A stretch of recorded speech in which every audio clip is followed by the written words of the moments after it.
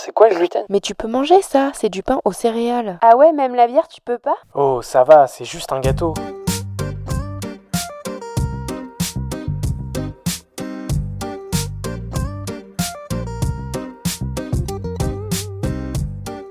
Bienvenue dans le Gloomy Club. Le Gloomy Club est un podcast et bien plus encore dédié au sans gluten, pour les intolérants et hypersensibles au gluten, mais également pour toutes les personnes curieuses qui souhaitent en savoir plus sur cette alimentation. Dans ce club, tu trouveras des échanges, des partages d'expériences et des patients qui ont entrepris sur le marché du sans gluten. J'espère te faire découvrir des marques, des personnes, des parcours qui te permettront de te sentir moins seul ou d'en apprendre plus sur ce domaine. Je suis très heureuse de vous accueillir pour un tout nouvel épisode du podcast. Cette semaine, je vous emmène à la rencontre de Marta Belli, une Italienne qui s'est installée en France il y a quelques années. Marta a été diagnostiquée cœliaque en Italie en 2006 suite à des maux de ventre et une carence en fer.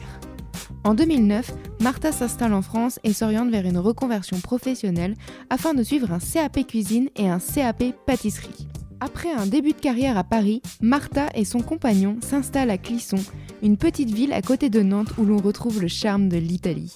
Ils ouvrent tous les deux le restaurant Olio e Burro, qui se traduit par l'huile et le beurre, afin de marier les origines de ce couple, la France et l'Italie. Chez Olio e Burro, vous pouvez retrouver tout type de cuisine selon les envies du couple. Le restaurant est sans gluten, alors n'hésitez pas à faire un stop si vous passez près de Clisson. Dans cet épisode, Marta nous raconte son parcours et nous fait découvrir son restaurant. Je vous souhaite à toutes et à tous une très bonne écoute. Bonjour Marta. Bonjour. Merci d'avoir accepté l'invitation. Donc toi, tu es originaire d'Italie. Tu as découvert que tu as été atteinte de la maladie cœliaque en Italie en 2006. Oui. Tu t'es installée en France en 2009. Tu as fait une reconversion professionnelle.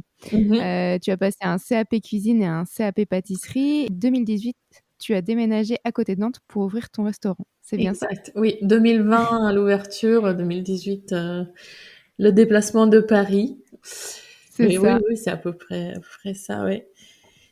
Donc ouais, exact. Donc je suis en France donc depuis 2009 et j'ai passé une petite dizaine d'années à Paris. Ouais. Et c'est là où il y a eu ma reconversion vers la cuisine parce que au départ, j'étais pas du tout partie pour m'occuper de ça. Et en fait, au fil des années, la maladie cœliaque a fait que je me suis intéressée de plus en plus à la cuisine. Et donc, pour un métier qui me plaise et qui me fasse pas avoir le temps passé, en fait, j'ai pensé à la cuisine. Ça m'a tout de suite parlé. Et j'ai essayé de faire en sorte que ça aille bien avec l'intolérance et avec voilà l'envie de faire plaisir aux gens. C'est ça. Et donc toi, tu as découvert que tu as été atteinte de la maladie cœliaque en Italie. Comment ça s'est déroulé pour toi, le diagnostic du coup? Alors c'était assez rapide. Je ne sais pas si je suis tombée sur le bon médecin tout court ou si vraiment en Italie tout le monde dit que et effectivement il y a beaucoup plus de diagnostics qui sont faits et parce que tout simplement je pense qu'on consomme beaucoup plus de blé à la base de notre alimentation. Donc pour moi, c'était une période un peu particulière parce que je souffrais un peu de fatigue un peu chronique.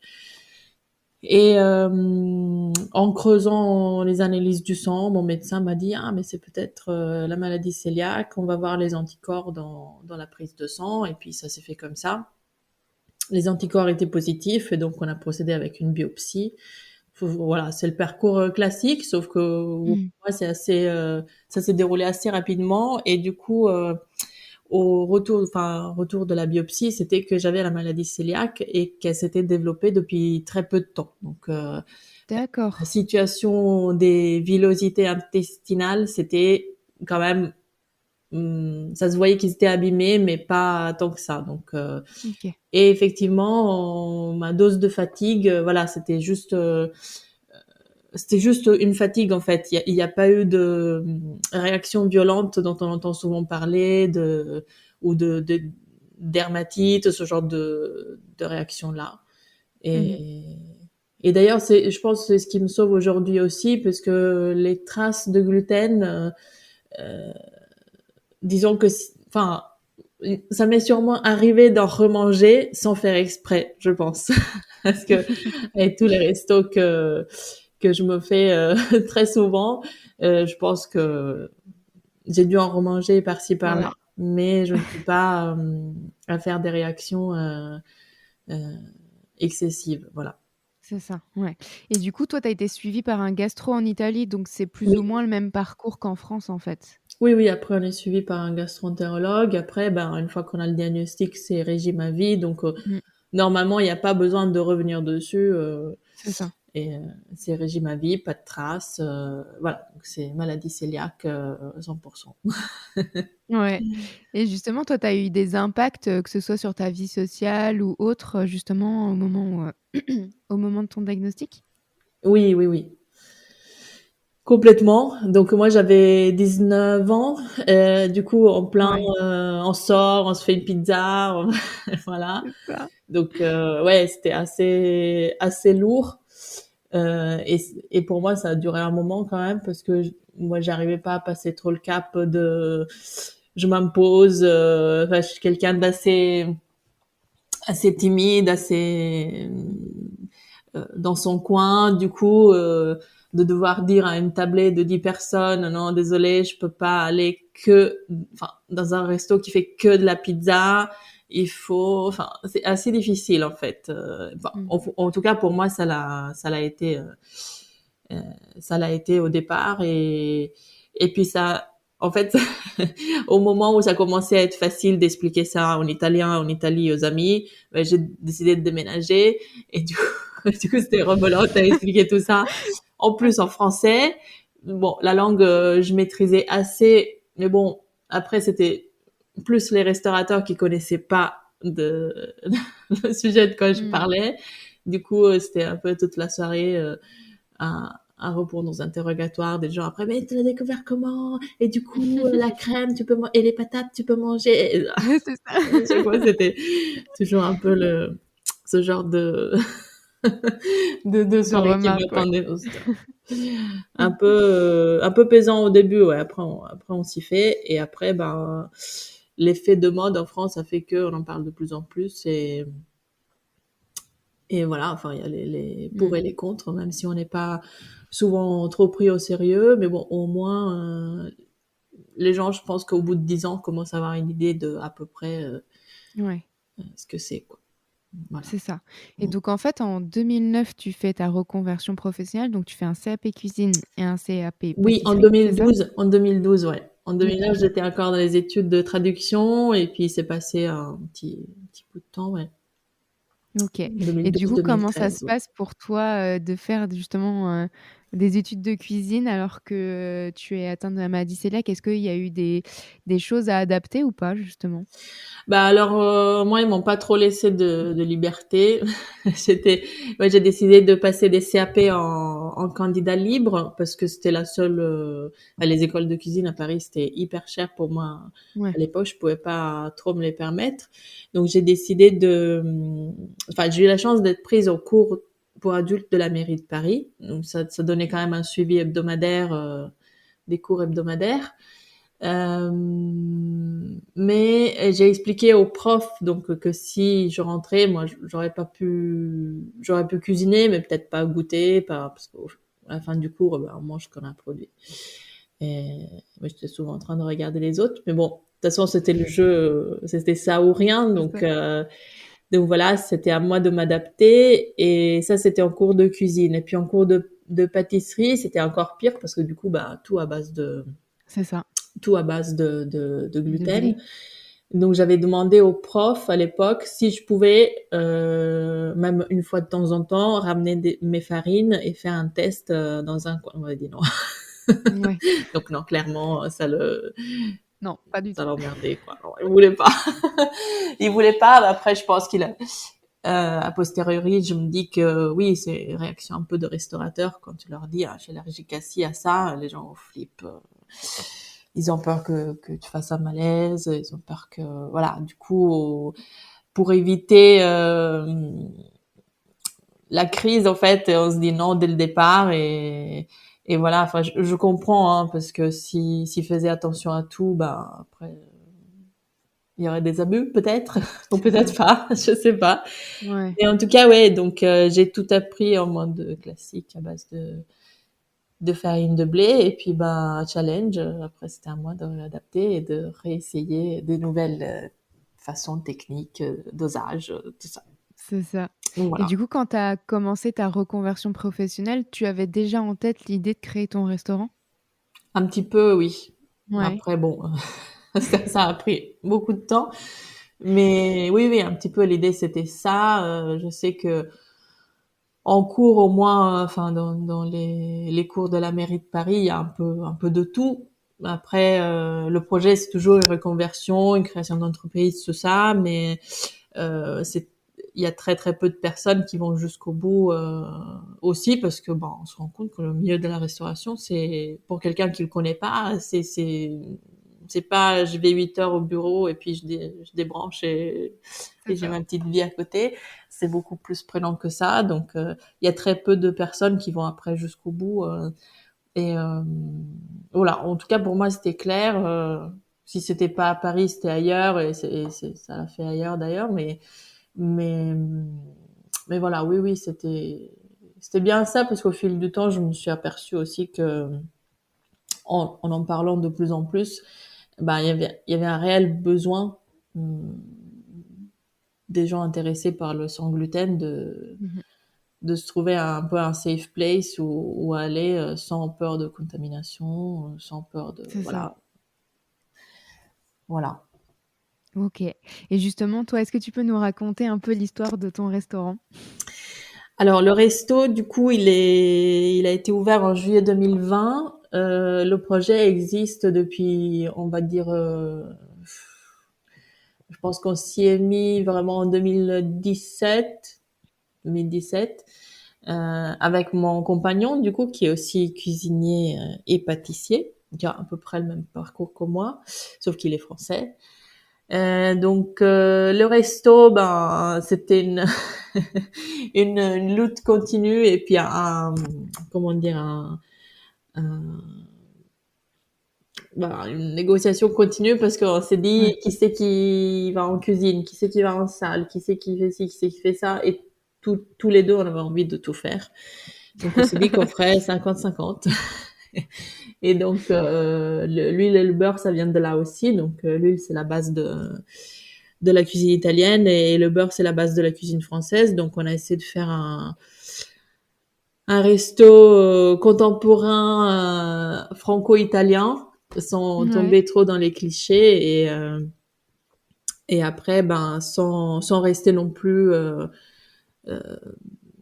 figé, on va dire. On se prend des libertés quand même de faire des recettes qui nous passent par la tête le jour J. Voilà, C'est c'est pas ça. forcément, même si aujourd'hui on est un peu étiqueté comme le resto italien du coin, ce qui nous dérange pas, mais voilà, on fait aussi de la pâtisserie française, on fait aussi des plats français, et puis on fait aussi des plats asiatiques parce qu'on a envie. On fait aussi des choses qui se font pas dans les autres restos parce qu'on a envie de, voilà. Là notamment, on est sur pour la Saint-Valentin par exemple, on fait un menu 100% végétarien parce qu'on s'est dit voilà, il y a pas de resto Trop végétarien. chouette. Donc Mm. pourquoi pas ne pas essayer cette année. Mais ça nous bloque pas dans la case végétarien. Et puis sinon pour le resto, c'est un petit restaurant d'une vingtaine de couverts. Mhm. On double avec l'été parce qu'on a une terrasse. Et voilà, c'est un lieu où on fait tout fait maison, y compris le pain. C'était comme ça dès le départ. Notre idée, c'était soit on fait maison, soit c'est pas la peine d'ouvrir un resto. Et puis c'est quelque chose qui nous tient à cœur d'utiliser les produits locaux le plus possible. Donc quand c'est possible aussi biologique, c'est pas forcément le cas de 100% de nos produits, mais la plupart ça l'est. Et on privilégie le local en fruits, légumes, les œufs, la viande, voilà, quand on peut tout quoi. Ouais. Euh, voilà. Puis par rapport au sans gluten, on avait décidé de pas trop le mettre en avant, au moins dès le départ. de pas avoir, par exemple, une épibarrée gigantesque sur la vitrine. On s'est dit, ça va peut-être éloigner euh, les gens. Et puis, on avait un petit doute parce que au départ, on voulait s'installer sur Nantes, donc on se disait, Mm. grande ville, pas mal de touristes, ça va bien marcher. Et puis, au final, on s'est retrouvé à Clisson, donc on s'est dit, est-ce que le sans gluten, ça va vraiment euh, attirer les gens ou ça va faire un peu plus épouvantail, on savait pas trop. Et puis au final, ça marche. Puis les gens qui sont intéressés au sans gluten savent, euh, enfin le bouche à oreille, savent Oui, comment c'est ça. chercher les restos. On est un peu référencé sur Internet aussi, bon, on a une page Instagram aussi. Et, et puis pour tous les autres qui lisent pas les petites lignes où c'est marqué que c'est sans gluten, bah on est le resto italien, français, gourmand, voilà. C'est Il y a, ça. il y a toujours cette empreinte là de essayer de faire quand même du classique. On fait de la viande, on fait du poisson, on fait aussi du végétarien, euh, Mhm. tout en restant un restaurant gourmand, voilà, qui est Très pour tout le appétissant. monde en fait, voilà. Et tu avais rencontré d'autres restaurateurs sans gluten avant justement de créer ton restaurant ou pas du tout? Alors, pas tant que ça. Enfin, moi-même, j'étais cliente de restaurants sans gluten, de boulangeries, etc. quand j'étais sur Mhm. Paris. Après, moi, j'ai eu une expérience de 2 ans dans une pâtisserie qui s'est maintenant elle s'est beaucoup transformée, mais bon, à l'époque, c'était pâtisserie pour professionnels, donc ça Ok. fournissait les biocopes, les choses comme ça, à Paris, qui s'appelait Atelier des Lilas, qui était Ok. fondé par deux filles qui étaient cœliaques, ou je me souviens plus si c'était cœliaque ou sensible au gluten, toutes les deux. Mhm.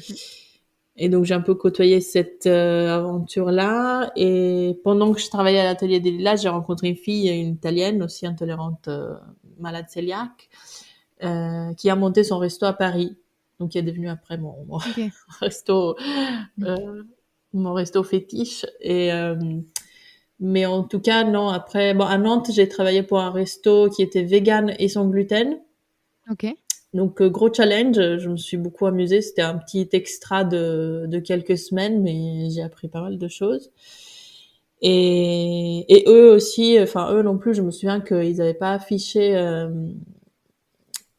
ils avaient pas Le affiché logo, ouais. le logo. Ils avaient, bah après il n'y a pas de logo à afficher en fait. C'est ça Mm. l'autre histoire aussi pour les restaurateurs. Il n'y a pas vraiment de certification. Il y en a pour les produits, mais il n'y en a pas pour les restaurateurs.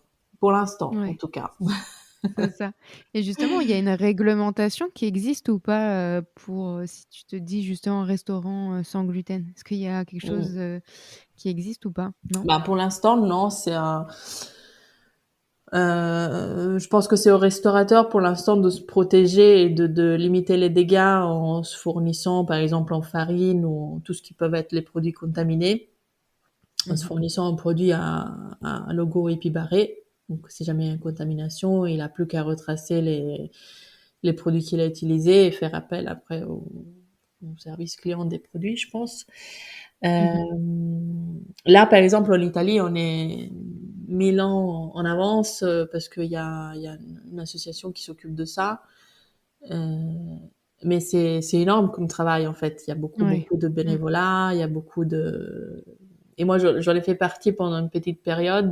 J'allais dans les restos pour faire un audit Ok. annuel et c'était un peu basé sur la confiance, mais voilà. Après, il y a les restaurateurs qui te font visiter leur cuisine, qui t'expliquent comment ils séparent la production, soit dans l'espace, soit dans 2 temps différents. Donc, il y a un ménage qui est fait entre les deux choses. Voilà, ça se passe comme ça. Et puis, il y a des cours qui sont gratuits, des cours de formation Ok. pour les restaurateurs, pour les aider à Ah, c'est dénicher un peu chouette. le gluten, parce que on sait pas forcément quand on démarre qu'il y a du gluten. Bon, en Italie, on n'utilise pas de sauce soja, mais par Mm. exemple, que le gluten peut se cacher aussi dans la Ouais, tout à fait. charcuterie ou aussi voilà dans les sauces prêtes et, et voilà. Enfin, il y a des cours qui sont mis en place pour ça. Il y a après un logo qui est donné annuellement. Donc, suite à l'audit annuel, il y a cette Vitrofanie qui est affichée fièrement. Et il y a un réseau très, très, très fort, très Mm. répandu de ce genre de resto-là. Donc, en France, c'est pas encore le cas, mais enfin, j'espère que ça va venir. J'espère que ça va être mis en place. C'est un travail énorme. Donc, je me rends compte que il y a peut-être pas encore cette exigence-là. Je sais pas. Ouais. Tu vois, dans les épisodes précédents, ce qui revenait beaucoup en voyage justement sans gluten, c'était l'Italie parce qu'il y avait un choix justement de produits Oui, très très large comparé à la France. oui, oui, oui, carrément. Mm. Les produits et aussi, bah, mine de rien, quand tu vois une épilogo barré sur la porte d'un resto, bah, tu sais que tu souffles, quoi. Tu peux Ouais, faire tranquille. confiance, tu profites du repas d'une façon différente et, euh, et puis oui, oui, les produits, enfin, même dans le resto qui fait du classique, qui fait du blé, tout ça, ben, ils peuvent toujours te mettre une casserole à part et ils ont un petit sachet de Mm. pâtes scellé, 100 grammes de pâtes sans gluten. Enfin, c'est vrai qu'il y en a Mm. de plus en plus de restos qui disent ah oui, j'ai du pain, je te fais chauffer Ouais, dans un truc à part. Ils savent plus ou moins ce qu'ils doivent faire, quoi. ouais, ouais, c'est chouette. Donc oui, mais parce que c'est connu depuis plus longtemps et puis au niveau régional, je crois que c'est organisé. Il y a plusieurs antennes au niveau des régions, donc des événements qui s'organisent au niveau régional. Et il y a voilà, Mm. c'est vraiment un réseau très très développé. Mm. Ok, trop chouette. Bah écoute, Mm. c'est super. Et Donc les justement, vacances est-ce en que Italie, il faut c'est absolument que if. j'y aille. Oui oui oui. Et justement, est-ce que tu as d'autres projets, toi, en tête par rapport au gluten? Est-ce que tu veux ouvrir d'autres restaurants? Est-ce qu'il y a d'autres projets de produits ou autres qui te Ouais, bah trottent alors dans la pour tête? l'instant non, pour l'instant c'est pas trop le cas et c'est vrai qu'à chaque fois qu'on nous dit ah bientôt la franchise, non non non, c'est pas du tout dans ce délire-là. Bon, on essaye déjà de tenir bon avec tout ce qui se passe en ce Mm. moment, c'est pas forcément évident, mais bah depuis qu'on a ouvert, on était que deux. Là on a embauché, on a une serveuse qui est avec nous en CDI. Parce Ok. qu'au final, bah, tout le long de l'année, on voyait sur deux rythmes, en fait, un rythme d'hiver très calme et un rythme d'été où on se fait arracher tous les jours. Vraiment, on est un peu, mais bon, c'est des très belles saisons, mais voilà, faut tenir le coup. C'est ça. Donc, on a un employé fixe avec nous et puis on a maintenant une apprentie en cuisine. Donc, au final, on est quatre, on fait des petits roulements, on est tout le temps de trois, parfois quatre.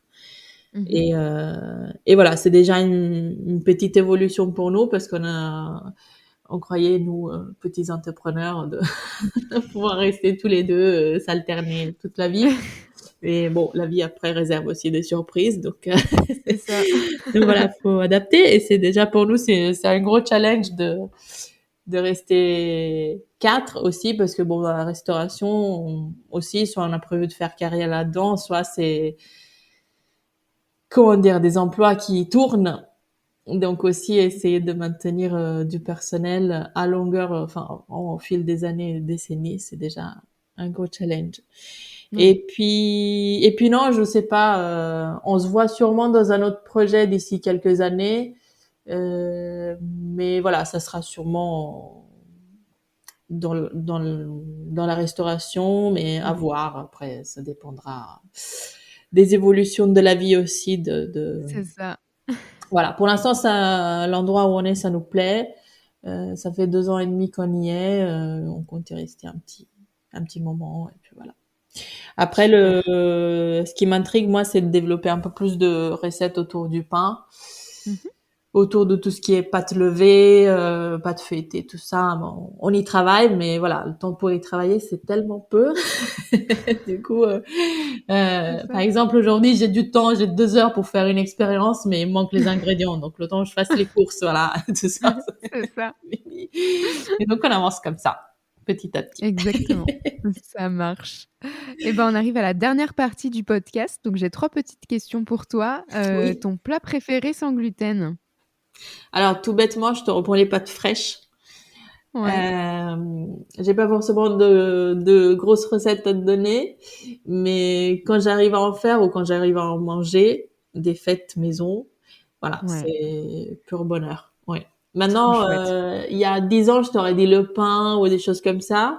Et maintenant, comme j'arrive à maîtriser un peu plus, ben, les pâtes fraîches, c'est vraiment ce qui me manque le plus. Après, faute de temps, faute de Ouais, c'est ça. choses comme Ça prend ça. du temps de faire des pâtes fraîches, hein. Oui, oui. Et l'année dernière, on est allé en vacances en Italie. Et, on a mangé dans un étoilé. Ils faisaient des plats hyper simples en fait, mais très Mmh. très travaillés derrière. Puis la présentation, c'était vraiment, on aurait cru qu'il y avait que 2 ou 3 ingrédients, alors qu'au final, il y avait une préparation énorme. Et j'ai mangé ces tagliatelles à la crème de parmesan, mais c'était Mmh. le meilleur plat de ma vie. C'était vraiment, on aurait cru qu'il y avait 2 ingrédients. Et puis je regarde le plat face à moi, qui était tagliatelle du coup à la farine de blé, et mais c'était identique. Et j'ai dû demander 3 ou 4 fois pour me rassurer. Je savais que Ouais. on avait eu 15 plats sans gluten, donc je savais que c'était sans gluten. Ouais, mais on Mais demande la validation. voilà. Et du coup, mon compagnon a goûté les deux. Il m'a dit, mais il y a pas, enfin, j'arrive pas à Il y a sentir pas la de différence différence. en fait. Donc, voilà. Petit plaisir. Trop chouette. Et du coup, il s'appelle comment l'étoilé? L'étoilé s'appelle Reale, Casa Donna Reale. C'est le OK. chef qui s'appelle Nico Romito OK. et qui maintenant est en train de connaître un gros succès aussi à Paris et Trop dans bien. plusieurs. Je crois qu'il travaille avec les hôtels Bulgari Oui, je vois. dans le Mmh. monde. Et voilà, c'est son resto qui est dans les Abruzzes. Il a 3 étoiles. Et, Trop chouette. moi j'étais enceinte à cette époque-là, donc enceinte et sans gluten. Ils ont réussi à me sortir un menu comme les autres. Enfin, Parfait. c'était 15 plats. Voilà, donc c'était nickel. Et à part la tagliatelle, il y avait aussi pardon, des petits boutons comme des tortellini dans un bouillon Oui. d'oignon. Donc c'était magnifique aussi. Ouais. Donc, si Ouais, t'arrives trop bon. il faut aller Ça au donne envie, fin hein. fond de la pampa des Abruzzes parce que c'est vraiment un endroit dans un vieux monastère, un endroit paumé, mais magnifique. Ça vaut vraiment le coup Trop chouette. pour le voyage. Voilà. Mmh. Ton compte Instagram préféré sur le sans gluten? Alors, j'ai un compte Insta que je consulte de temps en temps, qui est italien, qui s'appelle Fare, comme faire, Fare senza Mmh. glutine, donc faire sans gluten. Et je crois que c'est une maman qui cuisine pour sa fille, un truc comme ça, OK. qui a Trop énormément de chouette. followers et qui fait pas mal de pâtes comme gâteau, pain, brioche, ce genre de trucs-là. Et elle fait et avec mix industriel et sans, donc avec mix fait Mmh. par elle-même, dont je suis beaucoup plus fan. Voilà, donc de temps en temps, enfin, elle publie énormément, donc je m'inspire un peu, rien que pour des idées. Voilà. Et puis un autre qui C'est me ça. fait rêver, parce que j'espère aller bientôt goûter sa pâtisserie, c'est un compte qui s'appelle Chez Grégoire, mais tu dois connaître. Ah oui, Chez Grégoire, la on l'a pâtisserie à Lyon. recommandé, ouais. Mmh. Voilà, mais je connais pas du tout, sauf que j'ai suivi un peu son parcours parce qu'il faisait un financement participatif. Enfin, on était à peu près au même temps. Enfin, je sais plus. J'étais sur les financements participatifs moi aussi, et j'avais suivi un peu son histoire et les photos, ça donne trop envie, quoi. Ouais, je valide Donc ça. peut-être un jour. Voilà. Et ton restaurant préféré sans gluten? Tu as le droit de dire, le tien, hein. Non, non, mais moi j'en ai marre du mien. Si je mange tous les jours la Non, même faut pas dire chose. ça. Non, non, moi j'aime bien les autres. Bah, je te parle du resto, du coup, de cette ancienne collègue qui est devenue une bonne copine à moi. Ça s'appelle Mimi. Mimi OK, Cave à manger. Et c'est à OK. Paris. C'est rue du Cherche-Midi. C'est une toute petite cantine Elle a, je crois, 12 ou 15 places à l'intérieur, puis aussi double avec une terrasse pendant l'été. Et c'est un endroit très petit où tu la vois cuisiner. C'est très familial Chouette, et ouais. elle fait de la cuisine, donc tout sans gluten. Cuisine inspirée de la cuisine napolitaine. Oh, Donc très chouette. c'est des plats d'inspiration, enfin de son enfance. Enfin il y a toute son histoire et c'est ça qui est chouette aussi à part le sans gluten, c'est que c'est des choses qui ont un caractère, qui ont une histoire particulière et donc tu sens après dans l'assiette. Ouais, Ouais, trop c'est chouette. bon, c'est doublement bon. Voilà. Ouais. Bah, écoute, j'irai tester ça dès que je serai sur Paris alors. Ouais, et ça fait longtemps que j'y suis pas retournée moi, mais à chaque fois j'y vais. Trop chouette. Et ben merci beaucoup Martha d'avoir répondu à mes questions. Merci à toi, c'était chouette.